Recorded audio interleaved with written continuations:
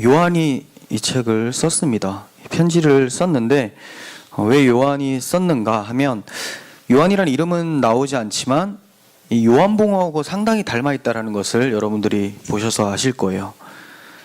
사랑이 많이 강조되어 있고 생명 이런 단어들, 그리고 태초부터 있는 생명의 말씀에 관하여는 이렇게 요한일서가 시작이 되는데, 요한복음에도 태초에 말씀이 계시니라 그 말씀이 하나님과 함께 계셨고 라고 시작하면서 거의 비슷한 느낌으로 나타나는 것을 보게 돼요. 그래서 요한이 쓴 것으로 볼 수가 있습니다. 이 요한은 복음서에서 예수님의 제자로 나오는데 사도죠. 아버지 이름이 세베대로 나와요. 세베대에 두 아들이 있어요. 야고보하고 요한. 첫 번째 아들인 야고보는 사도행전 11장에서 헤롯 아그리파에 의해서 순교를 당하게 되죠. 그리고 나서 이제 요한은 끝까지 살아 있어요. 굉장히 늦게까지 살아 있는데, 이때 대부분의 사도들은 다 죽고 요한 혼자 남은 상태로 보여집니다. 그래서 이 편지를 쓰고 있습니다. 이 요한은 예수님이 사랑하시는 제자라고 자기를 그렇게 요한복음에서 소개를 해요. 사랑이 참 많은 사람이죠. 그런데 원래부터 사랑이 많은 것이 아니라 원래는 우레의 아들이라고 표현이 되어 있어요. 우레의 아들. 우레, 팍 번개치고 벼락 같다 이렇게 얘기하잖아요. 성격이 원래 불 같아요. 그래서 복음을 전했는데, 예수님의 말씀을 전했는데 그것에 대해서 수긍하지 않는 사람들을 향해서 예수님 저들을 불을 내려가지고 다 없애버리시죠 라고 했다가 예수님한테 혼났던 그런 사람이었는데, 예수님 믿고 변화되어서 주께서 사랑하시는 그 제자 하면서 사랑이 많은, 이 책을 보셔도 아시겠지만 사랑이 듬뿍 담겨있는 느낌이 들죠. 하지만 우레와 같은 성질이 완전히 사라진 건 아니에요. 예전에는 무조건 튀어나왔었는데 이제 사랑을 간직한 채로 예수님을 대적하고 비진리에 대해서 가르치는 사람들에 대한 우레와 같은 마음은 또 나타나요. 그래서 이 책에서는 자기 형제들, 그리스도인들에 대한 사랑이 듬뿍 나타나지만 이 복음 진리를 훼손하는 사람들에 대해서는 강하게 잘못됐다고 비판을 하고 경고를 하는 그런 내용들도 나옵니다. 그러면 이 요한이 썼으면 수신자가 누구겠습니까? 수신자는 요한계시록도 요한이 썼잖아요. 계시록에는 7교회가 나오죠. 그 7교회라고 볼 수가 있어요. 근데 그 중에서 에베소는 뺀 7교회. 왜 뺐느냐? 에베소에서 이 글을 썼다고 추정이 되기 때문에 나머지 교회들한테 보내는 편지. 에베소 교인들은 이미 요한이 얘기를 해서 다 알게 되겠죠. 그래서 요한계시록의 7교회한테 썼다 이렇게 생각을 하시면 됩니다. 그리고 요한서신의 기록 순서를 보면 요한복음이 이제 먼저 쓰여지고 그 이후에 요한 1, 2, 3서, 그 다음 요한계시록, 우리 성경에 편집되어 있는 순서로 그렇게 보시면 되겠습니다. 요한이 이 글을 쓸 때 그 배경이 이제 뭐 몇 가지 견해가 있지만, 뭐 네로 황제 당시다, 아니면 도미티안 황제 당시다. 도미티안 좀 더 뒤에거든요. 그 사람이 이제 81년에서 96년까지 재위하다가 죽게 돼요. 예, 그래서 이 늦은 기록설이 조금 우위에 있습니다. 그래서 도미티안 황제 때 가장 또 극심한 기독교 박해가 있었고, 계시록도 그때쯤에 쓰여졌다라고 이제 보는 쪽이 많습니다. 자, 그럼 배경은 요한이 70년에 로마에 의해서 그 예루살렘 성전이 파괴가 되거든요. 그때 아마 에베소 쪽으로 이주한 것으로 보여져요. 그 에베소는 그럼 어떤 도시인가? 로마의 아시아 속주였어요. 로마가 여러 가지 속주를 가지고 있었죠. 몇 개. 그리고 부유했습니다. 상당히 부유했어요. 그리고 영향력 있는 항구 도시였어요. 그러다 보니까 당연히 무역과 이런 것들도 많이 오고 가고 돈도 많았었겠죠. 그리고 아데미 여신 신전이 있었습니다. 아르테미스, 디아나 신전이라고 하는데, 이 신전이 있어서 우상숭배가 팽배했었던 지역이었죠.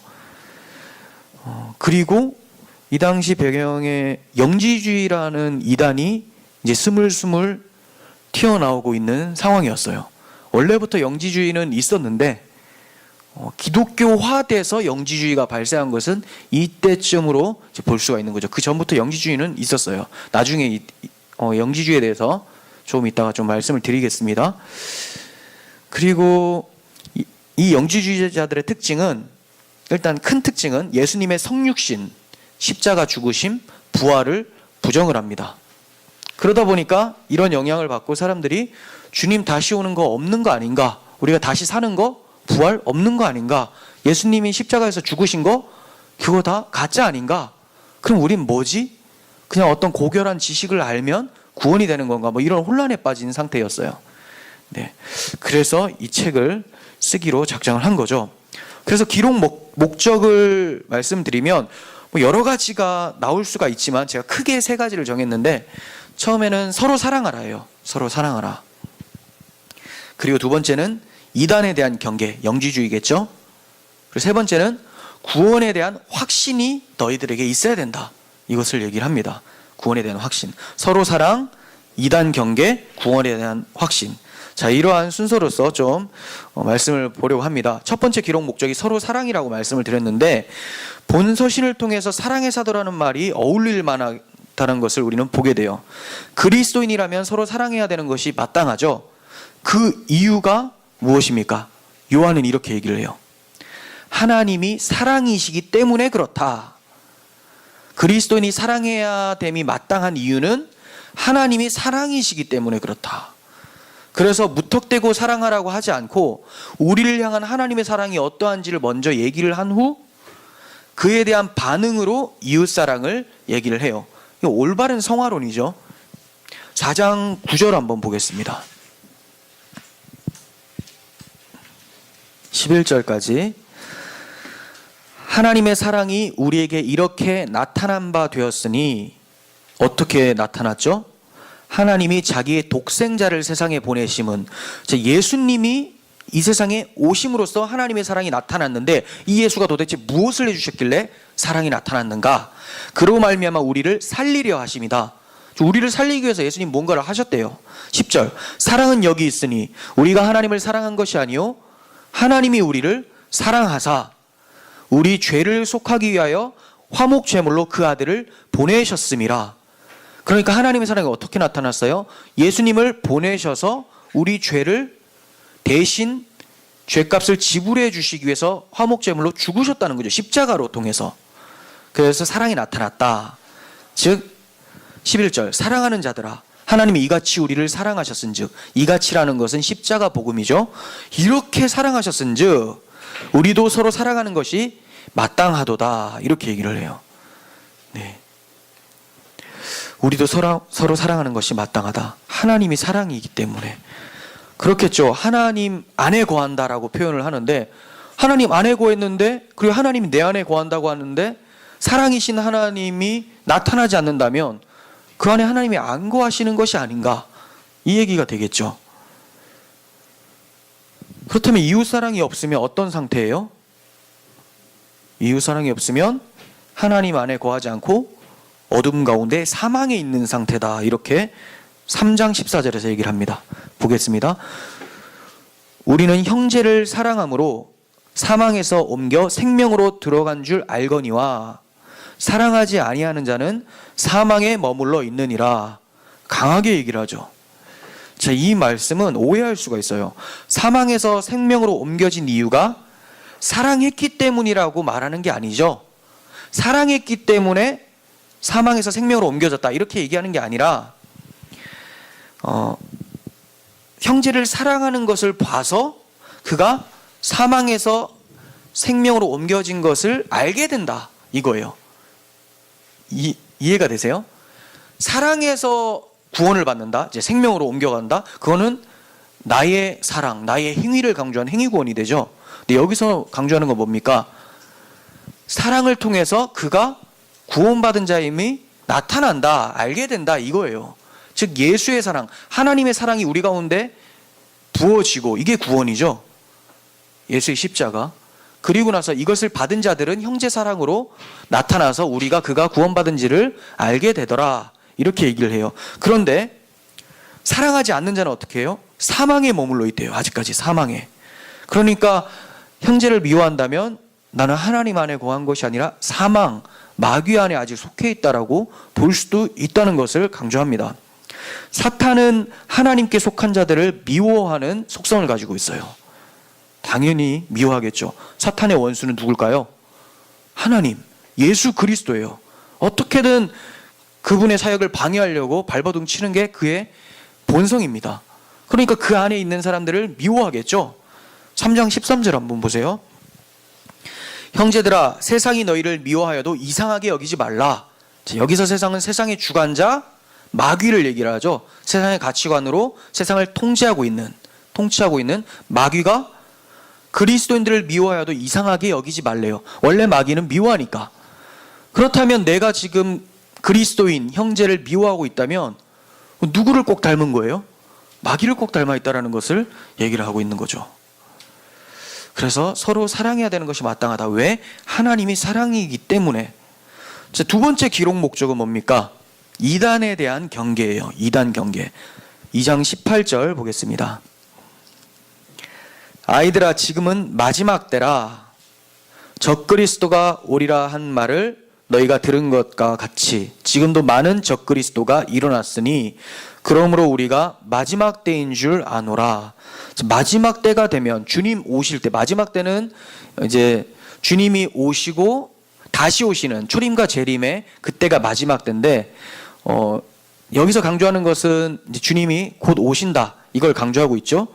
그러니까 주님 오시기 전에 뭐가 많아진다고요? 적그리스도들, 그리스도를 대적하는 자들이 많아진다. 지금도 많이 있다. 굉장히 임박했다라는 걸 얘기를 하죠. 4장 1절 사랑하는 자들아, 4장 1절 사랑하는 자들아, 영들을 다 믿지 말고 오직 영들이 하나님께 속하였나 분별하라. 많은 거짓 선지자가 세상에 나왔음이라 라고 하면서 이 당시에 이단들, 거짓 선지자, 적그리스도 같은 말인데 아주 많았다고 얘기를 합니다. 그렇다면 지금은 어떨까요? 더 많겠죠. 줄어들겠습니까? 그때보다 더 마지막 때니까.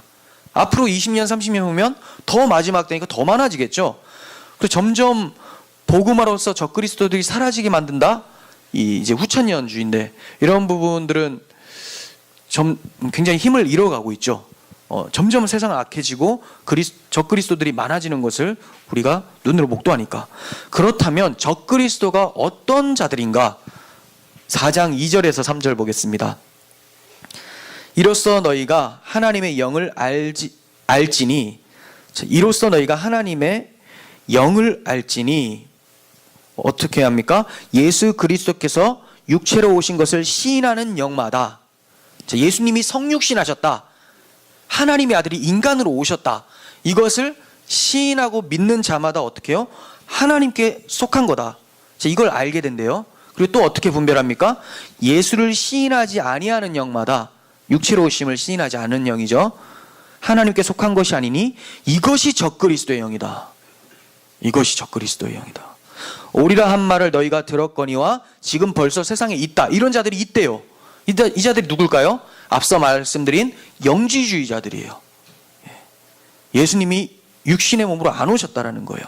이따가 더 말씀드릴게요. 4장 6절 우리는 하나님께 속하였으니 하나님을 아는 자는 우리의 말을 듣고, 저 우리의 말이 뭘까요? 방금 아까 말한 예수 그리스도를 선포하는 것. 예수가 하나님의 아들인데 이 땅에 오셨다. 그분이 우리를 위해서 십자가에서 죽으시고 죄값을 치러주셔서 하나님 아들 되게 만드셨다. 이 복음의 말을 하나님께 속한 자들은 듣는데요. 하나님께 속하지 않은 자는 우리의 말을 듣지 않는다. 사도들이 전한 복음을 안 듣는다는 거죠. 진리의 영과 미혹의 영을 이로써 안다, 이렇게 얘기를 해요. 그러니까 내가 영빨이 있는데 하면서 저 사람 속에 뭐가 있는 것 같아, 이런 거 말하는 게 아니죠. 그 사람이 말하는 것, 그 사람이 믿는 바를 분별을 한다는 거, 듣고 분별하는 거지. 기운이 왠지 음산해, 이렇게 그래가지고 이건 미혹의 영이 있고, 이 사람은 조금 경건한 분위기가 펼쳐지니까 진리의 영이 있고, 이렇게 이제 분별하는 것을 말하는 게 아니에요. 물론 하나님의 보호하심 가운데 그런 것이 체감될 수는 있어요. 제가 이제 예전에 청년 때 뭣도 모르고 사당동에 따라갔는데 알고 보니까 신천지 말씀센터였다라는 거. 근데 머리로는 이게 틀린지를 잘 분별이 안 되는데 왠지 느낌이 이상한, 은혜가 안 되는, 고개는 끄덕여지는데 은혜가 안 되는.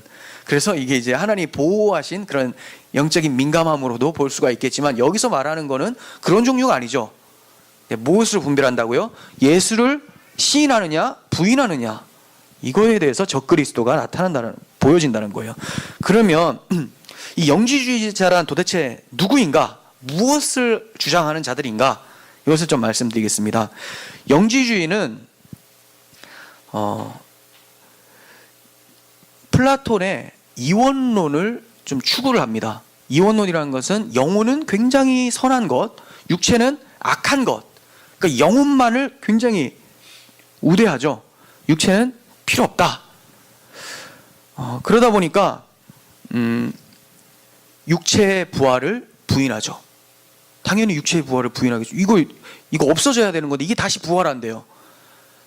이걸 막으려면 예수님이 부활하신 것을 막아야 돼요. 그럼 부활한 걸 막으려면 십자가를 막아야 되겠죠. 왜? 십자가에서 진짜로 죽으셨다면 진짜로 부활한 게 되는데 진짜로 죽으면 안 돼요. 이 예수님이라고 하는 자기들이 생각하는 예수는 어떤 진리의 영혼에 속한 거라고 하거든요. 이데아라고 하죠. 근데 이 사람이 이 어떤 진리가 육신을 입고 왔다는 것 자체가 모순인 거예요. 육신은 악한 건데 어떻게 그럴 수가 있느냐? 이건 없어져야 되는 건데 어떻게 육신을 입고 오느냐? 그래서 이들이 주장하는 것은 가현설이라고요. 가현설. 이게 뭐냐면 가짜로 나타나 보이는 거예요. 환영처럼. 그래서 예수님이 이 땅에 오셔서 너희들과 막 생활하고 그랬다고 하지, 근데 그거는 너희들한테 진짜로 나타난 게 아니라 가짜로 그런 식으로 보여진 것이고 원래 육체는 입은 것이 아니다. 이렇게 얘기해요. 성육신을 부인하는 거죠. 근데 우리들한테 성육신이 굉장히 중요해요. 우리가 영혼과 육체로서 죄를 범했잖아요. 그래서 지옥에 가게 되잖아요. 근데 예수님이 그 고통을 당하기 위해서 육체로 오신 거예요. 그래서 우리의 그 죄값을 이미 몸소 다 체험하시고 체휼하시고 돌아가시는 것. 대속자로서의 개념이 서게 되는 거죠. 근데 이들은 그 대속자의 개념이 필요 없습니다. 왜 그런가? 우리는 죄를 뭐라고 생각합니까? 하나님께 반역한 죄, 불순종한 죄잖아요. 내가 스스로 왕이 되려고 했던 죄. 근데 이 영지주의자들은 죄를 진리를 모르는 것을 죄라고 생각을 해요. 알에 대한 거죠. 내가 모르기 때문에 죄다. 이거 짧게 하려고 했는데 그래도 좀 아셔야 될 것 같아서 조금만 더 말씀드리면 이들이 생각하는 신 개념이 되게 특이합니다. 여기 플레로마가 충만이라는 뜻인데 이게 신의 제1신이에요. 1신, 1위, 제일 위의 신. 그러니까 이건 우리한테 포착도 안 되고 알 수 없는 그런 신이에요. 그 밑에 등급이 있어요. 여기 이제 아이온이라고 하는데 이 아이온은 여러 신들이 있어요. 많아요. 등급이 있죠. 여기에 지혜의 신이라고 표현되는 소피아가 있고 여기에 예수라는 신이 들어가죠. 그리고 이 소피아의 아들로서 데미 우르고스라는 창조의 신이 등장해요. 그러면 지금 우리가 구약성경에서 보는 신은 요런 신이라는 거죠. 요 신, 데미우르고스. 지금 하등이죠, 하등.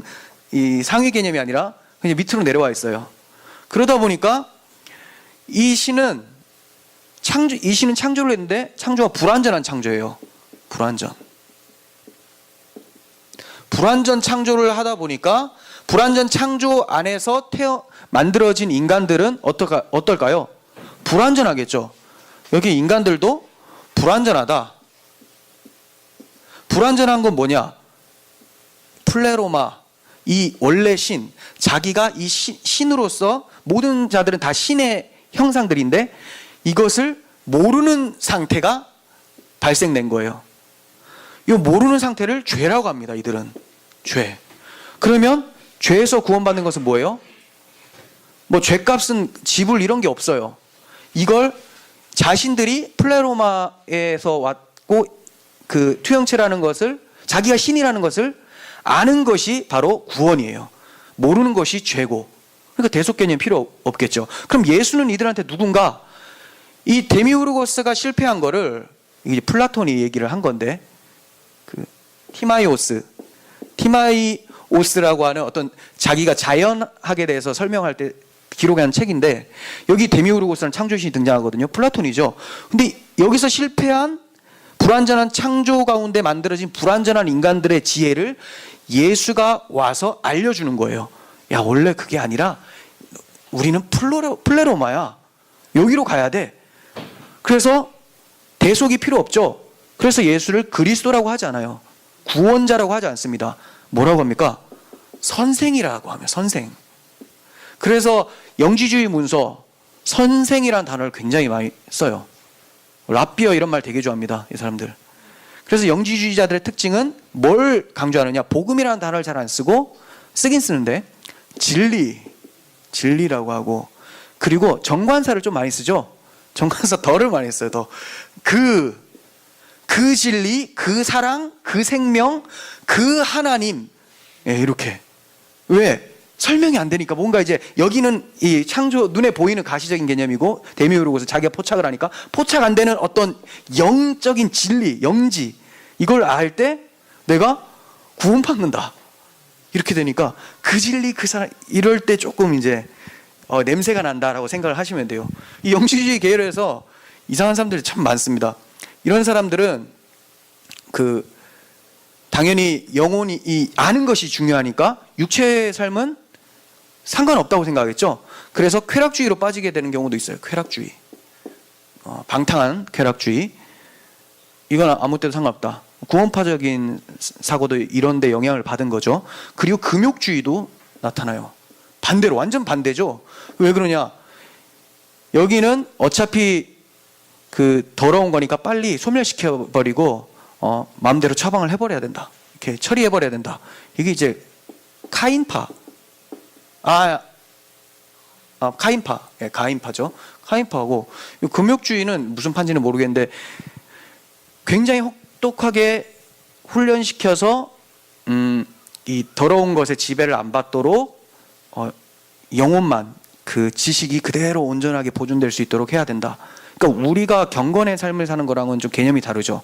이게 더러운 것이기 때문에 이렇게 해야 된다라는 개념이 있어요. 네. 그리고 이제 참고로 오피스파, 뭐 사무하는 사람인지는 모르겠죠. 오피스파는 뱀이 예수고 예수가 뱀이고 뭐 이런 얘기하는 사람들, 이런 거 들어봤죠. 네. 그런 게 다 그쪽에서 나온 겁니다. 네, 뭐 하면 엄청 많은데 이런 영향이 왜 있는가? 이 사람들 지금 저 지식을 신령한 지식을 안다 했잖아요. 신령한 지식. 이걸 아는 것이 구원이라고 했잖아요. 이거 냄새가 나지 않아요? 어떤 냄새가 나요? 동양 철학 냄새가 나죠. 이게 왜 그러냐면 알렉산더 대왕이 BC 4세기에 헬레니즘 문화를 만들잖아요. 그때 서양 문화하고 동양 문화가 결합이 돼서 나타나는데 이 영향을 받은 거예요. 그래서 불교, 힌두교에서 최고 신이 브라만이라는데, 브라만. 이게 결국은 그 지식, 그 진리예요. 반야신경 있죠, 불교에. 제가 옛날에 달달 외웠었는데, 뜻도 모르고 외웠는데, 원래 마하, 반야, 바라, 밀타, 신경, 관자재보살 이렇게 나오잖아요. 근데 마하는 큰이란 뜻이 큰. 반야, 지혜. 바라밀타는 높은 언덕으로 올라가다. 언덕.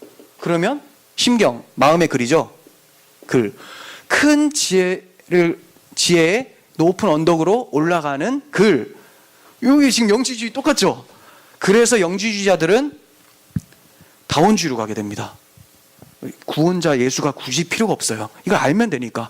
그러니까 어떤 목사님이 올려놓은 글에 스님 설법하는 거 올려놓고, 스님은 아는데 왜 목사들이 모를까? 이런 소리가 이제 여기서 나오는 거죠. 영지주의. 참 그래요. 그런 파들이 이 요한 시대에도 있었고 굉장히 영향을 끼치고 있었다.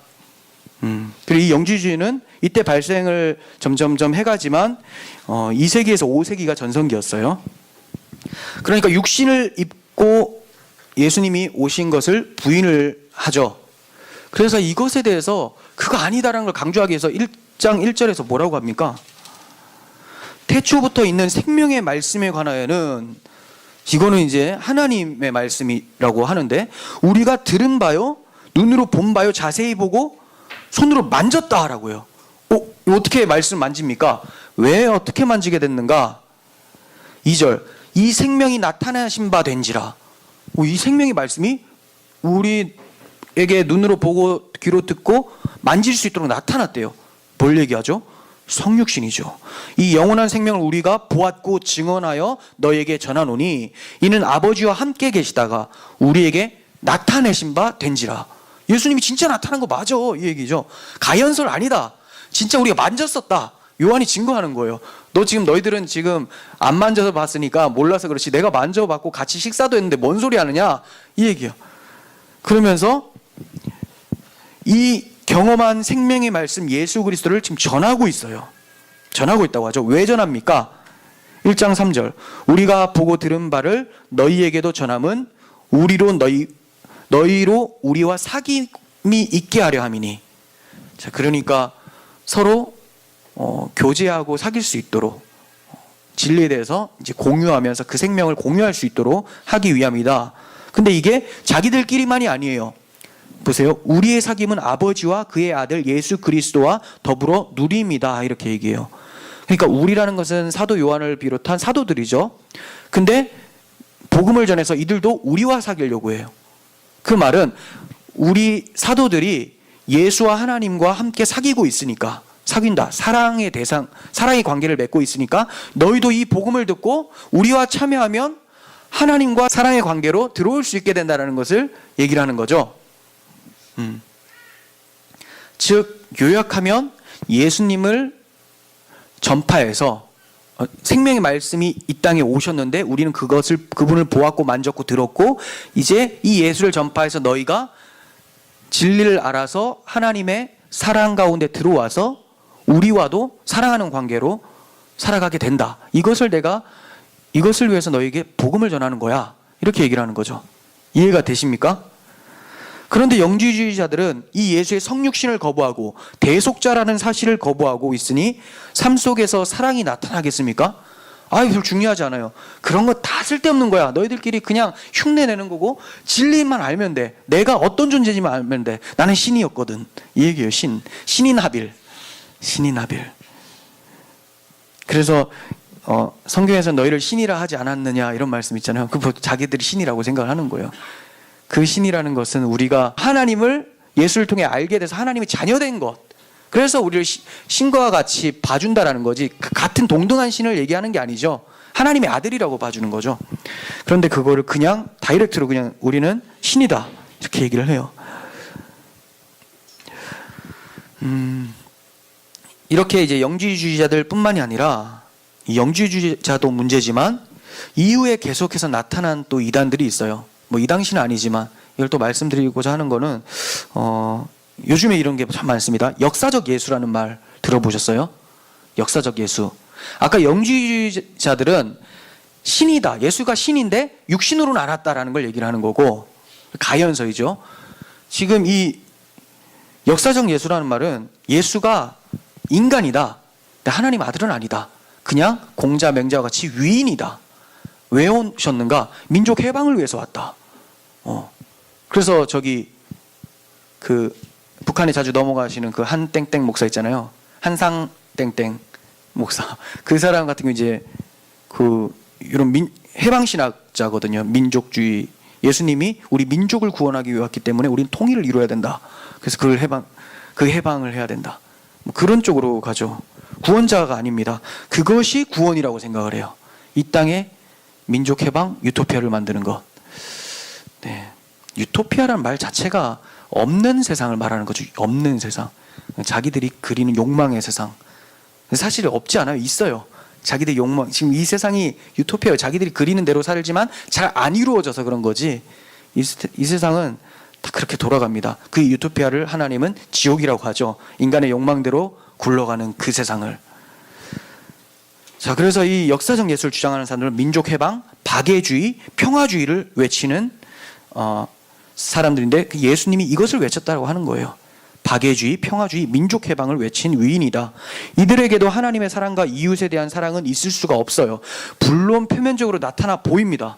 그런데 그것은 왜 제가 그 사랑이 아니라고 하냐면, 참 사랑은 아까 하나님은 사랑이시다라고 했어요. 그 말은 다른 자들은 사랑이 없다라는 거거든요. 하나님만 사랑이라는 거거든요. 근데 그 하나님의 사랑이 없는 상태에서 우리가 사랑하는 것처럼 보인다면 모방하는 거라는 거죠. 모방. 흉내내는 거예요. 그러니까 그 사랑을 무시한다기보다는 하나님의 사랑과 비교를 했을 때 하나님은 그걸 사랑이라고 인정 안 한다는 거죠. 하나님이 없는 상태에서 행해지는 어떤 사랑들. 그래서 결국은 자기 이득을 챙기거나 그 사랑 행함을 통해서 내가 뭔가 했다라는 뿌듯함을 느껴서 하게 되는 것이지, 하나님의 영광을 위해서 뭔가 한다라는 것이 나올 수가 없어요. 인간의 창조 목적이 하나님의 영광인데 그걸 뺀 상태로 내가 이걸 하더니 마음이 포근해지더라, 따뜻해지더라, 기부를 했더니 어떻더라, 자기 만족이 돼버리는 거예요. 네, 그래서 물론 이제 하나님은 이 땅의 세상이 이제 흘러갈 수 있도록 그런 것들 다 허용해서 움직이고 계시는데, 뭐 가난한 사람을 도와주고 이런 것들. 근데 그것으로 구원이 된다는 거 아니죠. 그것으로 하나님께 인정받는 사랑을 나타낼 수 있는 것은 아니라는 거예요. 그런데 이제 요한은 이러한 이단들이 밖에서 들어온 자들이 아니라 안에서 나간 자들이라고 하면서 경각심을 일깨워주고 있습니다. 이게 뜬금없이 밖에서 들어온 게 아니라 안에서 나갔대요. 2장 19절 한번 보세요. 그들이 우리에게서 나갔으나 우리에게 속하지 아니하였나니 만일 우리에게 속하였다면 우리와 함께 거하였으려니와 그들이 나간 것은 다 우리에게 속하지 아니함을 나타내려 함이니라. 이렇게 얘기해요. 왜 목사들 중에 영지주의가 많은지 아시겠죠? 들어왔는데 그런 것에 이제 참 생명은 받지 못하고 참 진리 예수 그리스도는 영접하지 않고 이제 철학적인 사고들 여기에 기웃기웃거리다가 거기에 따라서 나간 거예요. 그게 이제 영지주의자들이 그런 사람들이 많다는 거죠. 그런데 요한이 얘기를 해요. 그러면 구원받은 자가 구원에 탈락된 거냐? 그런 말이 아니다. 그 사람들은 원래부터 이 안에서 구원의 생명, 예수 그리스도가 자기의 구원자고 대속자라는 것을 알지 못하고 믿지 않았기 때문에 그 이상한 교리들이나 이런 거에 귀가 팔랑거려서 나가게 된 것이지, 나감으로써 이제 생명이 없다는 게 드러난 거다. 이렇게 얘기를 해요. 그러니까 우리는 정말 경계해야 되겠죠. 우리 자신을. 뭐 누가 나가나 이런 거 경계하는 게 아니라 내가 지금 잘 믿고 있는 건가? 내가 예수를 어떻게 여기고 있는 건가? 정말 구원자라고 여기는 건가? 네. 단지 알므로써 이 지식을 가지고 구원받았다고 착각을 하고 있는 건 아닌가? 이런 생각을 해봐야 되는 거예요. 자, 요한은 사도들이 전한 복음과 같은지를 분별하라고 얘기를 합니다. 분별하라. 그러면서 먼저 복음에 확고히 서 있어야 한다고 얘기를 해요. 단순히 교회에만 오면 복받고 잘 살고 하나님이 보호하사 우리 교회, 우리 가정 만세, 이런 식의 사고를 버려야 된다는 것을 얘기를 합니다. 초대교회 성도들은 밤을 새워가면서 말씀에 집중했어요. 복음에 대해서 궁금했기 때문에 사도 바울이 밤새도록 강론을 하죠. 밤새도록 강론을 했는데 너무 늦게까지 강론이 되니까 그걸 그래도 들으려고 꾸역꾸역 그래도 들어보려고 애쓰는 그 유두고라는 청년이 난간에서 떨어져서 죽잖아요. 그렇다고 지금 졸고 있는 사람들에 대해서 뭐 말씀드리는 건 아니지만 밤새도록 진행되니까 너무 졸려가지고 육신이 너무 피곤해요. 왜냐면 이게 그 주간의 첫날이라고 하니까 안식일을 날 보통 쉬잖아요. 근데 그 주간의 첫날이면 지금 주일 개념이거든요. 일을 하는 날이에요. 이들의 안식일은 토요일. 첫날은 지금 주일인 일요일인데 이 사람들이 일을 했어요. 일을 하고 밤 늦게까지 말씀을 듣는다고 들었는데 유두고란 청년들이 또 잘 졸죠. 그래서 확 졸아가지고 떨어져서 죽어버린 거죠. 죽은 것으로 끝나는 것이 아니라 이제 바울이 또 기도하고 했더니 살아납니다. 아무튼 그렇게까지 열심을 다해서 말씀에 집중하고 또 말씀을 가르치고 듣고 했었던 초대교회 성도들이었어요. 중요하죠. 그렇다면 단순히 말씀만 연구하면 분별이 되는가? 이렇게 생각하는 사람들이 또 많죠. 이렇게 돼버리면 어디로 가냐? 영지주의로 갈 수가 있어요. 교리는 영지주의가 아닌데 사고 자체가 이거 알면 그 구원이구나, 알면 구원, 뭐 이렇게 하면서 지식만 막 넣죠. 그러면 지옥 가죠. 그러면 어떻게 해야 되는가? 단순히 말씀만 연구해서 되는 게 아니라 성경의 저자이신 성령의 도우심 없이는 절대로 분별을 할 수가 없어요. 영지주의에게 휘둘리지 않으려면 성경의 저자이신 성령을 의지하면서 겸손히 기도하고 도우심을 구해야 된다는 거예요. 그래서 요한은 말씀을 분별하라고 하지 않고 영을 분별하라 이래요. 말씀을 분별하라는 것은 자기가 지식만 많으면 자 이건 그렇고 네가 말하는 것은 성경에 없는 거니까 아니고 이런 식으로 분별하는 건데, 요한은 그렇게 표현하지 않고 영을 분별하라 이러거든요. 4장 1절 상반부, 사랑하는 자들아 영을 다 믿지 말고 오직 영들이 하나님께 속하였나 분별하라. 영들이 하나님께 속했는지 분별하래요. 말씀이 하나님의 말씀이 맞는지 분별하라가 아니라, 그것도 맞는 말인데 여기서 강조점이 뭐에 있어요? 영. 그러니까 누구의 도움을 받아야 돼요? 성령의 도움을 받아야 되죠. 4장 6절 하반부, 진리의 영과 미혹의 영을 이로써 아느니라. 그죠? 말씀을 묵상하고 기도함으로써 거짓 선지자들을 분별할 수 있는 거예요.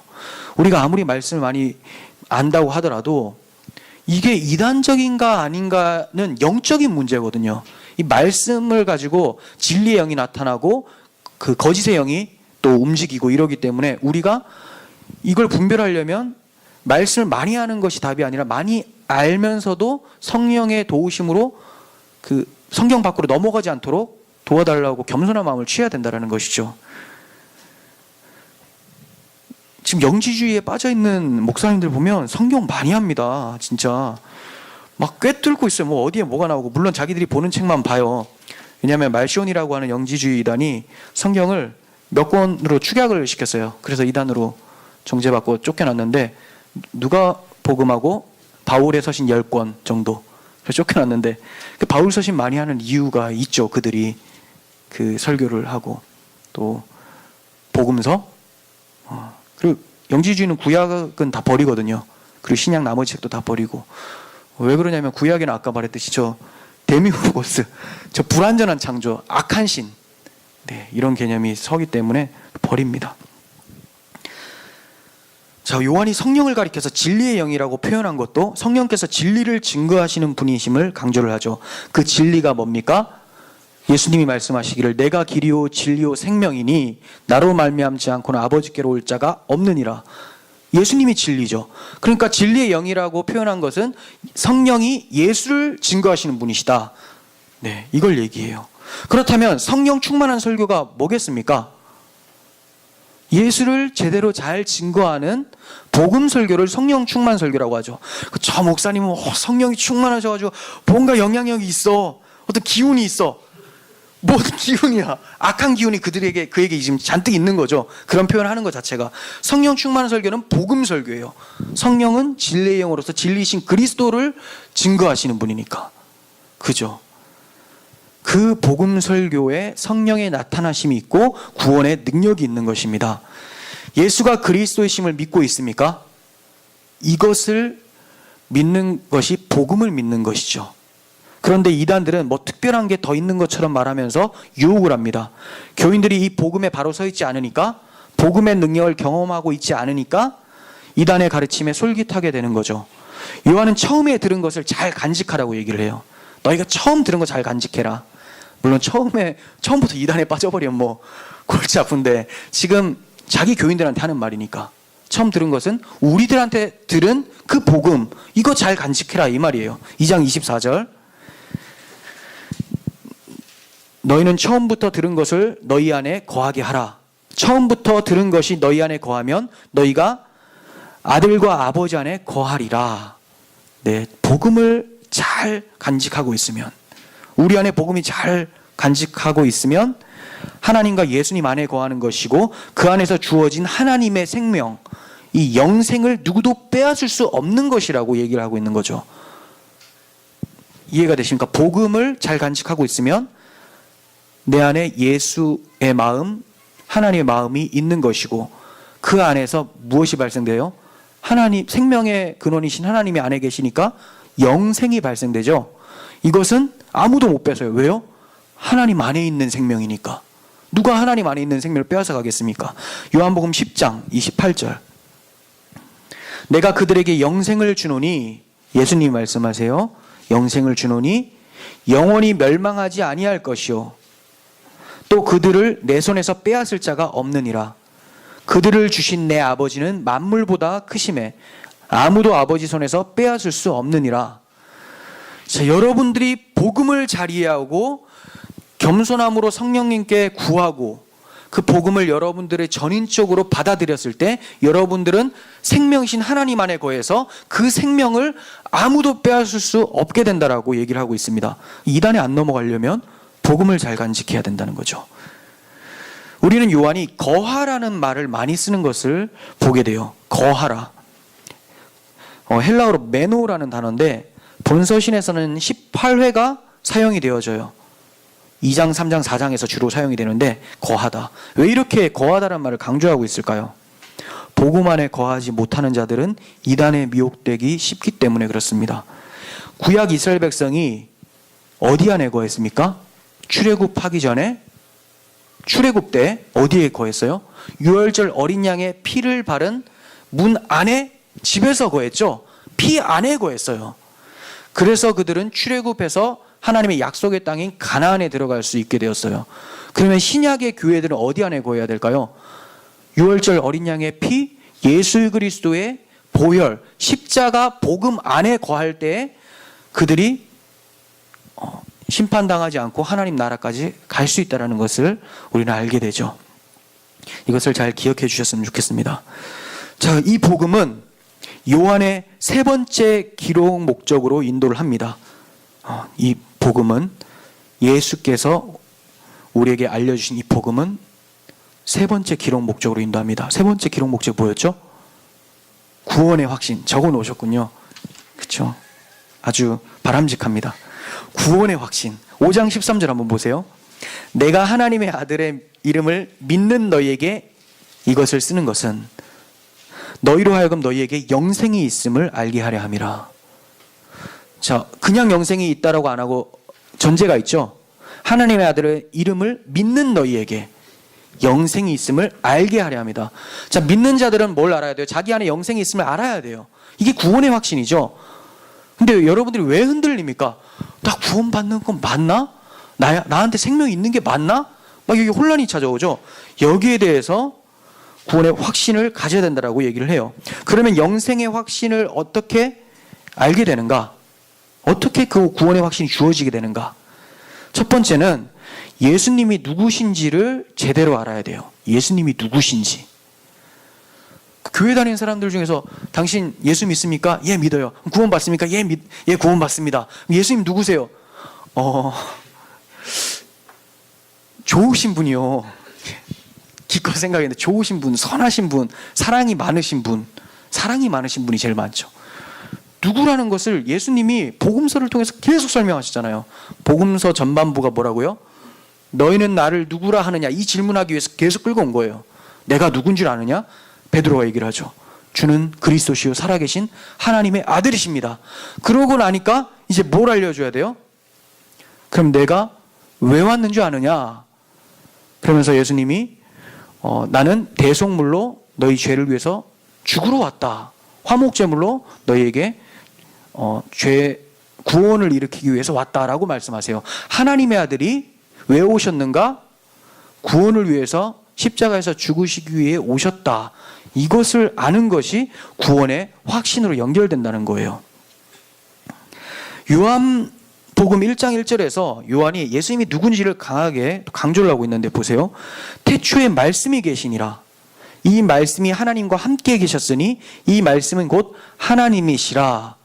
요한복음을 쓸 때 제일 처음에 이거 강조하죠. 왜요? 예수님이 누구신지에 대해서 알아야 되니까.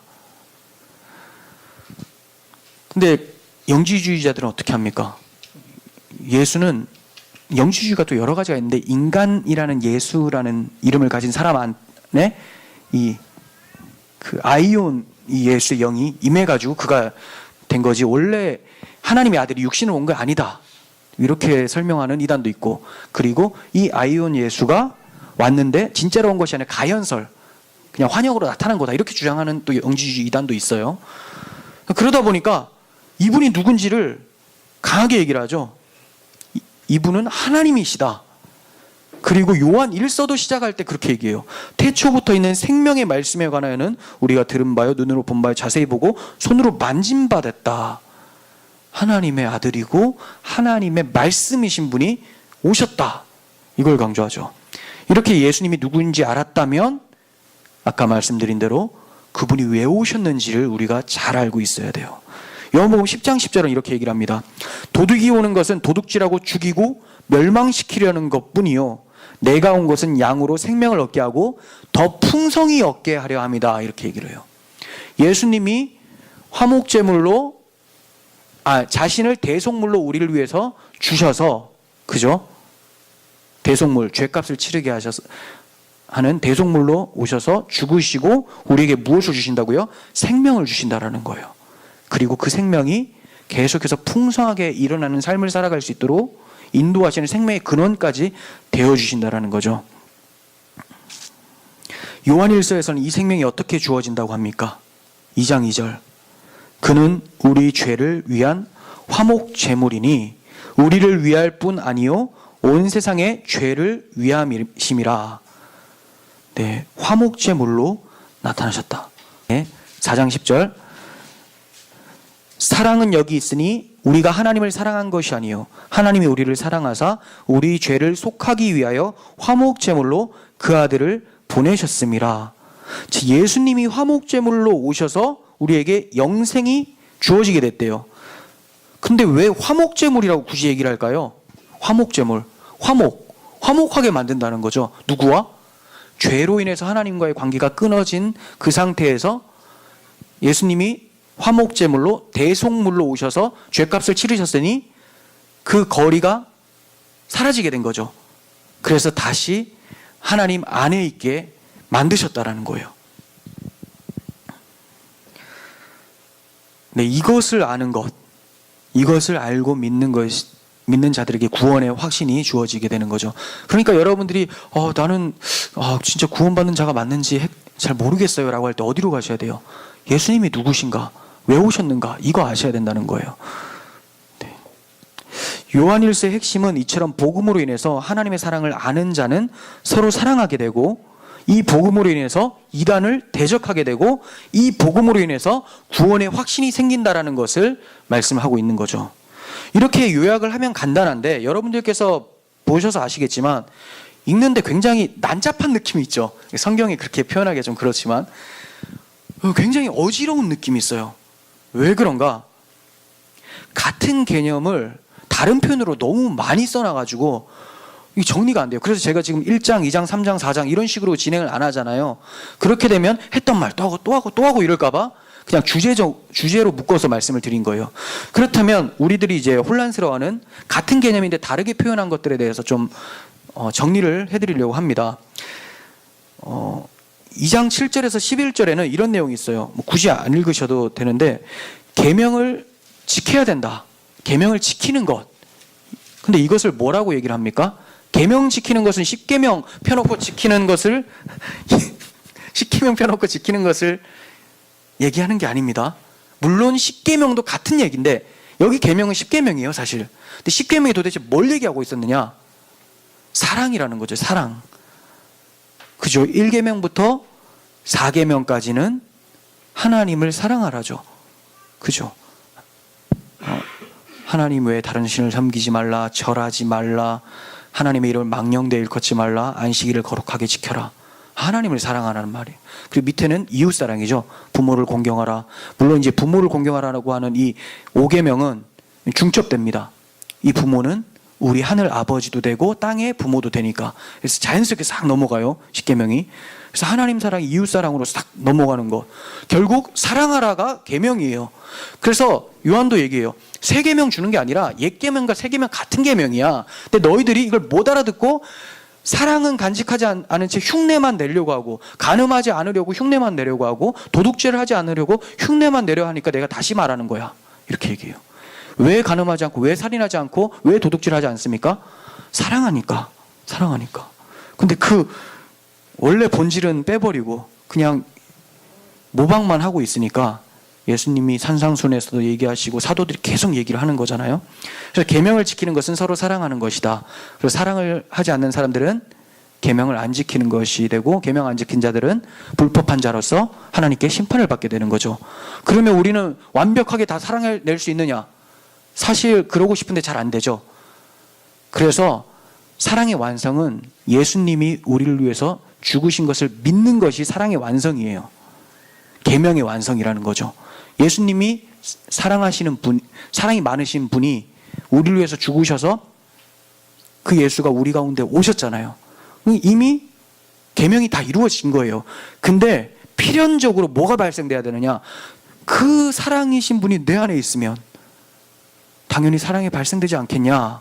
이로써 우리가 하나님 안에 거하는지, 너희가 계명을 지키는지를 이제 알게 된다. 이렇게 표현하고 있는 거죠. 그리고 또 하나는 여러분들이 많이 궁금해하실 텐데 5장 16절이에요. 한번 보세요. 누구든지 형제가 사망에 이르지 아니하는 죄 범하는 것을 보거든 구하라. 이 구하라는 것은 구해내라가 아니라 기도하라 이 말이에요. 그리하면 사망에 이르지 아니하는 범죄자들을 위하여 그에게 생명을 주시리라. 사망에 이르는 죄가 있으니 이에 관하여는 나는 구하라 하지 않노라. 모든 불의가 죄로 돼 사망에 이르지 아니하는 죄도 있다. 이거 궁금하셨죠? 사망에 이르는 죄가 있다고? 그러면 예수님 믿으면 구원받는다고 했는데 이 죄를 지으면 지옥 가는 건가? 이거 도대체 어떻게 해석을 해야 될까요? 여러분, 지옥 가는 죄가 뭐예요? 그거부터 한번 말씀해 보세요. 지옥 가는 죄가 뭐냐? 얼굴을 보셨나? 그죠? 예수님을 시인하지 않는 게 지옥 갈 죄죠. 그게 사망에 이르는 죄예요. 그러니까 지금 영지주의자들을 경계하는 데서 쓴 문맥이잖아요. 그렇다면 그들이 뭘 안 해요? 예수가 육체로 오셨고 그리스도의 신을 부인하고 부활을 부인하고, 그래서 2장에서 강림해라는 단어도 나오는데, 그리고 구원자라고 생각을 안 하니까, 죄는 단지 모르는 게 죄라고 생각하니까 이제 죄를 자백을 하지 않겠죠. 회개를 하지 않겠죠. 구원자라고 생각도 안 하니까. 그것이 바로 사망에 이르는 죄다. 이렇게 이 죄를 짓는 자들한테는 기도하면서 하나님 그래도 구원해 주세요라고 할 수가 없다. 왜냐하면 구원의 방편으로 예수를 보냈는데 그 예수를 내팽개쳐놓고 그래도 구원해 주세요라고 한다면 다른 카드가 없어요. 하나님이 내놓을 다른 구원의 방도가 없는 거예요. 그들을 위해서는 구하지 말라. 오히려 그들이 자백하지 않는 그 심령을 변화시켜서 자백하게 하시고 예수가 그리스도임을 믿게 해주세요라는 건 구할 수 있겠죠. 그렇지만 저렇게 예수를 부인하는데도 불구하고 그냥 살려주세요, 이거는 구하지 말라는 거예요. 그리고 사망에 이르지 않는 죄는 뭐냐? 다 죄는 원래 사망에 이르러요. 근데 예수를 믿었기 때문에, 예수가 사망을 가져가셨기 때문에 그리스도인들은 예수를 믿고 있다면 사망에 이르지 않는 죄만 범하게 되는 거예요. 이해가 되시죠? 근데 이러한 자들은 어떤 특징을 갖게 됩니까? 자기가 그 죄를 범했을 때 죄를 자백하고 통회하며 회개하는 모습이 나타나요. 그것이 안 나타난다는 것은 영지주의. 죄는 그것이 아니기 때문에 그렇다. 그래서 기도할 필요 없다. 구원파도 그런 기도하지 말라고 하죠. 회개 기도 이런 거 하지 말라고 합니다. 왜냐하면 이미 구원받았기 때문에. 영지주의 성향이 다분하죠. 그리고 이제 상태와 이제 열매에 대해서 좀 말씀을 드릴 텐데, 상태가 여러 개가 나와요. 하나님을 안다 이렇게 얘기하죠. 하나님을 아는 것, 그리고 하나님의 사랑이 온전히 이루어진 것이다 이런 표현도 있고, 또 하나님의 비단에 거하는 것, 그리스도의 피로 속죄함 받은 것. 지금 여러 가지 얘기를 했지만 이게 다 똑같은 상태예요. 사실 다시 한번 말씀드릴게요. 하나님을 아는 것은 뭐냐? 하나님의 사랑이 온전히 이루어진 것이다. 하나님의 사랑이 온전히 이루어진 것이 뭐냐? 하나님 비단에 있는 것이다. 그럼 하나님 비단에 있는 것이 뭐냐? 그리스도의 피로 속죄함 받은 것이다. 같은 말을 여러 개로 해놓으니까 이게 와, 이거 무슨 말이지? 다 똑같은 말이에요. 이게 상태예요. 우리는 그런 상태예요. 근데 이 상태는 뭘 나타낸다고요? 뭘 맺는다고?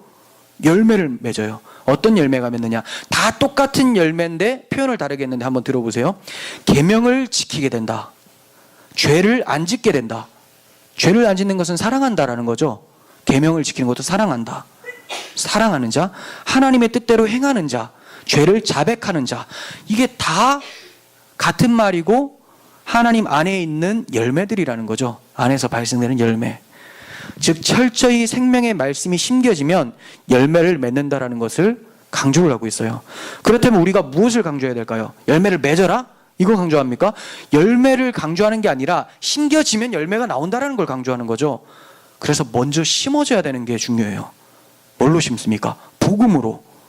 복음은 모르는데, 감격함도 없는데 흉내를 내려고 하니까 서신서가 너무 무거워요. 이거 언제 끝나나? 다음 주면 끝나죠. 언제 끝나나? 그러니까 힘든 거죠. 그런 생각이 들 때 어디로 가야 됩니까? 와, 내가 왜 이렇게 이걸 무거운 짐으로 여기지? 난 복음을 모르는구나. 왜냐하면 예수님이 수고하고 무거운 짐진 자들아 다 내게로 와라. 내가 너희를 쉬게 하겠다 했는데 내가 쉼이 없어요. 예수님께 안 간 거예요. 그럼 어디로 가야 돼요? 복음서로 가세요. 그럼 가면 사실 복음서까지 안 가고 서신서 앞부분은 다 복음인데, 그래도 복음서로 가면 이제 예수님이 나같이 죄인 된 자를 위해서 오셨구나. 로마서에서도 그렇고, 이 감격이 너무 크다. 난 때려 죽여도 시원찮을 사람인데 예수님이 나를 위해서 때려 죽임을 당하셨구나. 감격이 와요. 이 기쁜 마음으로 하나님 뜻대로 살고 싶다. 그러면 이제 서신서로 가면 이게 부담이 아니라 이렇게 살고 싶은 거예요. 너무 좋은 거예요, 이게. 그래서 성령 충만할 때가 아까 말씀드렸다시피 복음이 충만할 때죠. 그러면 여러분들이 성경을 보면 눈물이 막 뚝뚝뚝뚝 떨어져요. 그런 적이 없습니까? 한 말씀 한 말씀이 생명의 말씀이니까. 이거 지금 나한테 생명으로 주시기 위해서 하나님이 여러 사람들 쓰셔가지고 기록하셨어요. 잘 쓰여지지도 않는 파피루스 막 칼로 긁어내면서 막 이렇게 쓰신 거죠. 이거 왜 썼는가? 나에게 생명을 살리기 위해서, 나 같은 죄인을 위해서. 그럼 막 보다가 바울이 이렇게 행하라 라고 하면 아멘 아멘 아멘 이렇게 가는 거죠. 근데 이게 부담스럽다. 왜 이렇게 힘들지? 왜 이렇게 살라고 하지? 잘 안 되는데 난 연약한데? 그럼 뭐가 문제가 생긴 거예요? 구원의 감격이 사라졌어요.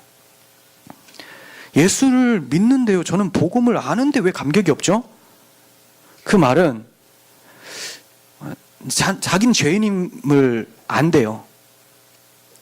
어제 이제 희정 형제하고 저하고 이제 얘기를 하면서 했던 대화인데, 자기가 진짜 서신서를 보면 죄인임이 느껴진대. 그래서 이제 구약 성경을 봐도 진짜 다 나의 죄를 얘기를 하는 것 같대요. 근데 복음서를 가면 예수님이 정말 나를 위해서 죽으셨다는 게 느껴진대요. 근데 감격함이 없대요. 그래서 제가 그럼 두 가지가 문제다. 내가 진짜 죄인이라고 생각을 안 하거나, 죽어야 될 죄인이라고 생각 안 하거나, 생각이 되더라도 또 하나 문제가 뭡니까? 예수가 나를 위해서 진짜로 죽으셨다는 게 안 믿어지거나, 이 둘 중에 하나가 문제, 아니면 둘 다 문제. 여러분들도 감격이 없잖아요. 그 이유가 진짜 죽을 죄인이라는 게 믿어집니까? 라는 걸 먼저 물어보세요. 근데 그게 정말 믿어져. 그러면 예수를 안 믿는 거죠. 예수가 나를 위해 죽으셨다는 구속사역을 안 믿는 거예요. 그것도 믿어져. 그럼 뭐냐? 여러분들을 속이는 영지주의의 사고가 들어와서 감각도 없고 무감각하고, 알면 구원받는 거 아니냐 이러니까 감격이 없죠. 전인이 아니라 지식만 발동하는. 네. 그래서 이제 먼저 심겨져야 돼요, 복음으로. 네. 요한서신은 우리의 신앙을 계속해서 검증하려고 합니다. 요한서신 보면 굉장히 찔리죠. 검증하게 해요. 근데 기준이 있어요. 왜 찔리느냐? 기준이 상당히 높아요. 왜냐? 하나님은 빛이시니라, 하나님은 사랑이시니라 이렇게 얘기하니까, 하나님이 빛이시기 때문에 우리가 빛 가운데 행하지 않으면 어둠에 속한 거고, 하나님이 사랑인데 사랑 가운데 행하지 않으면 사망에 속한 거고, 이렇게 표현하니까 우와, 어느 정도 빛이어야 돼? 하나님의 빛을 나타내야 되고, 어느 정도 사랑해야 돼? 하나님의 사랑을 나타내야 되고. 3장 18절, 자녀들아 우리가 말과 혀로만 사랑하지 말고 행함과 진실함으로 하자. 이러려니까 너무 높은 거예요. 하나님이 기준이니까. 그런데 그 하나님의 빛을 받고 그 사랑 가운데 거하는 자들은 이러한 삶이 무겁게 안 느껴지고 나타나게 된다, 이렇게 표현을 하고 있죠. 그러니까 사랑 가운데 행하지 않는 사람들은 세상에 속한 거고, 비단에 살지 않는 사람들은 어둠에 속한 거고, 설교자도 마찬가지예요. 하나님이 빛이심과 사랑이심을 전하지 않는다면 그는 세상에 속한 강의자라고 볼 수가 있죠. 그리고 그러한 설교를 세속적인 설교, 헛된 욕망을 부추기는 동기부여 강의라고 말할 수 있겠습니다. 하나님의 관점에서는 이 두 소속 외에는 존재하지 않아요. 빛에 속했느냐, 사랑에 속했느냐, 아니면 어둠과 사망에 속했느냐, 여기에 이 두 소속밖에 존재하지 않습니다. 요한은 본서신에서 알다라는 단어를 참 많이 쓰죠. 그러니까 영지주의자가 얼마나 좋아하겠습니까? 자기 비판하는지도 모르고 알다라는 단어만 나오면 이 에이도라는 단어하고 기노스코라는 단어를 사용을 해요. 두 가지. 사실 에이도보다 기노스코가 조금 더 경험적인 지식이에요. 그렇지만 요한은 번갈아서 씁니다. 알다, 에이도라는 단어와 기노스코라는 단어를 많이 쓰는데 어느 정도 쓰냐면 이 요한 1서에서만 36회가 나와요. 별로 길지도 않은데 요한복음에는 154회, 요한 2서 3서 합쳐서 5회가 등장을 합니다. 그래서 요한이 쓴 책에만 195회가 등장을 해요. 왜 이렇게 알다라는 단어를 많이 사용할까요? 이 알미 단순한 지식을 말하는 이분들을 말하는 그 지식을 말하는 게 아니라 이해하고 감지하고 경험하다라는 단어로서 굉장히 실질적인 알미이기 때문에 강조를 하는 거예요. 이게 이제 기노스코가 히브리어로 번역을 하면 이제 주로 야다라는 단어로 사용이 되는데 아담이 하와와 동침하였더라고 할 때 그 단어를 야다라고 하거든요. 그러니까 부부 관계 가운데서 아는 정도는 다 안다는 거죠. 경험해서 안다. 하나님을 안다라는 그 정도로 안다라는 거예요. 이거 성경 이제 공부해가지고 안다 이게 아니라 성경 공부했던 지식이 성령의 도우심으로 감정으로 다가오게 되고 성령의 능력으로 의지로 팍 발동이 되는 것. 이 알을 에이도 기노스코로 사용을 하고 있습니다. 그래서 이게 너무 중요하니까 결론 부분에서 안다는 것을 계속 강조하면서 마치고 있는 것을 보게 돼요. 한번 볼게요. 5장 13절 5장으로 한번 넘겨보세요. 무엇을 너희들이 알고 있다라고 얘기합니까? 내가 하나님의 아들의 이름을 믿는 너희에게 이것을 쓰는 것은 너희로 하여금 너희에게 영생이 있음을 알게 하려 합니다. 그리고 15절 우리가 무엇이든지 구하는 바를 들으실 줄 안즉 무엇이든지 구하면 들어주신다는 것을 알아야 된대요. 자, 이 구하는 것도 이따가 또 설명할게요. 우리가 그에게 구한 것을 얻은 줄을 또한 아느니라. 얻은 줄까지도 아는데요. 구했으면 반드시 주신다라는 거죠. 하나님께서부터 난 자는 다 범죄하지 아니하는 줄을 우리가 아노라. 범죄를 안 하는 것도 안돼요.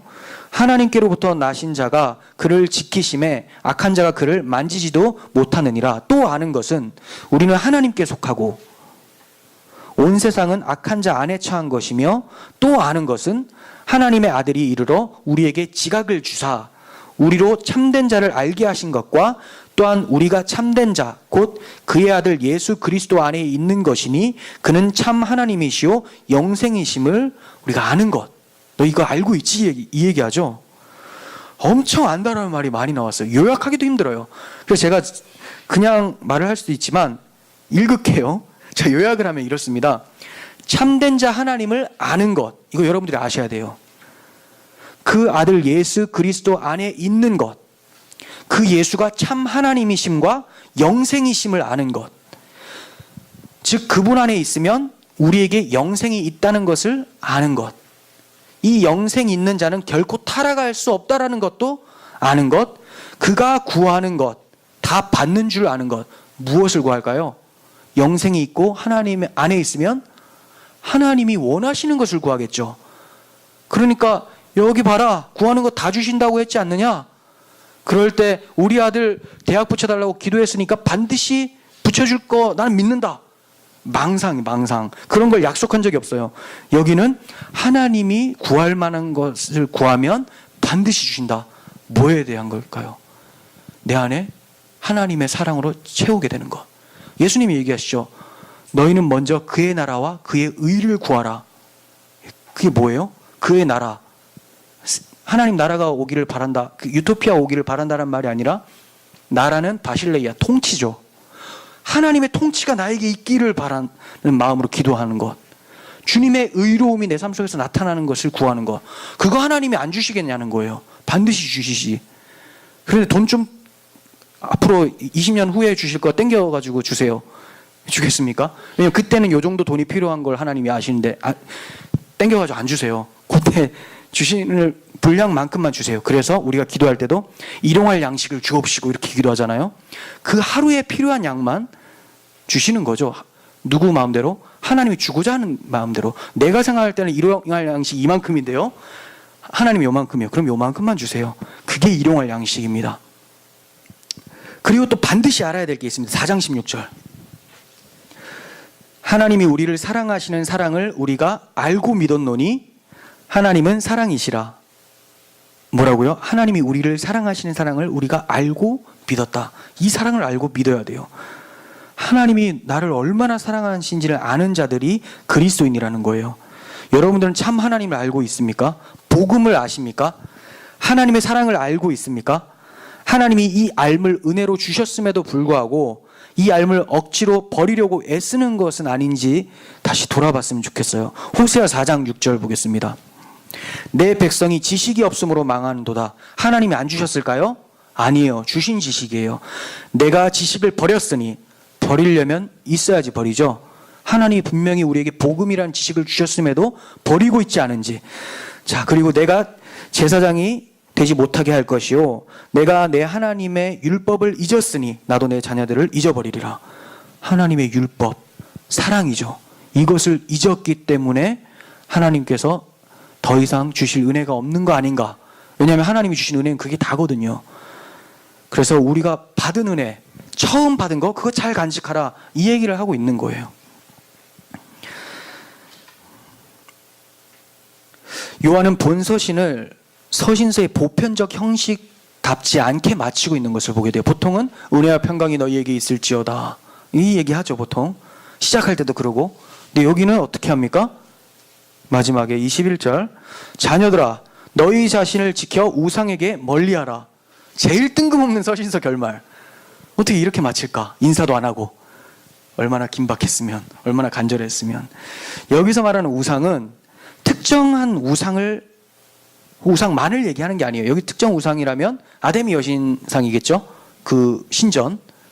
이것만을 얘기하는 것이 아니라 보편적 우상 개념을 말해요. 우상을 멀리하라라는 것은 보편적인 우상 개념. 즉 우상이란 참이신 하나님과 반대되는 허망한 것을 얘기를 해요. 그래서 아이돌이라고 하는 이 우상이란 단어, 우리가 아이돌이라고 막 좋아하고 그런데 우상 숭배죠. 근데 이 허망한 것이란 뜻이에요. 이게 허망하다, 우상. 참 하나님이 아닌 허망한 것, 허무한 것. 요한이 이 허망한 것에 대해서 세상이 주는 가치관이라고 설명을 하고 있습니다. 요한일서 2장 15절 한번 볼게요.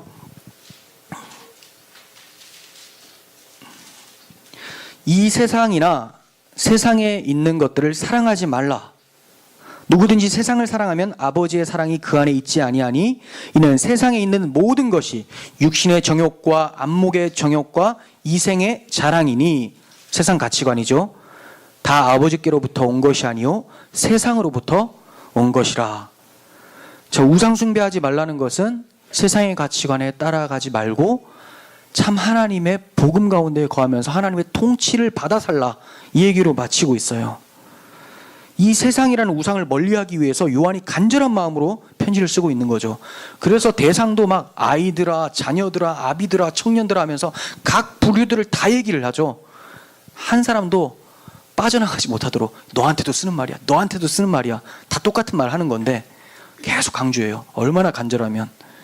우리는 이 우상을 멀리하기 위해서 3장 23절의 말씀을 알고 간직해야 됩니다. 3장 23절 읽고 마치겠습니다. 우상을 멀리하기 위해서 이것을 알아야 돼요. 오늘 본문이죠. 그의 계명은 이것이니 곧 그 아들 예수 그리스도의 이름을 믿고 그가 우리에게 주신 계명대로 서로 사랑할 것이니라. 아멘. 믿음과 사랑, 이것이 세상을 이기는 승리인 것입니다. 기도하겠습니다.